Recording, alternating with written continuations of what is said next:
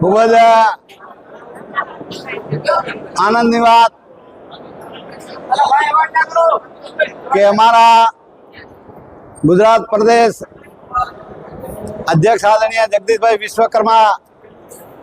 સાહેબના માર્ગદર્શન હેઠળ જે પ્રદેશમાં કાર્યશાળા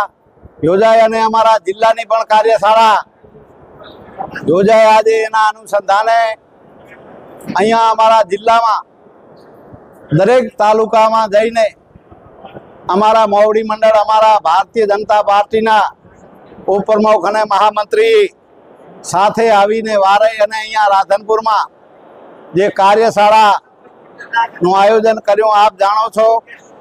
કે અમારા ગુજરાતના પનોતા પુત્ર અને યશસ્વી ભારતના વડાપ્રધાન વિશ્વ નેતા મોદી સાહેબના એ 12 વર્ષ સુશાસનના જે 8 થી 21 જૂન સુધી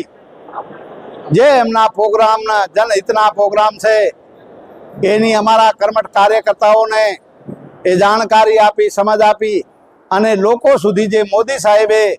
જે યોજનાઓ મૂકી છે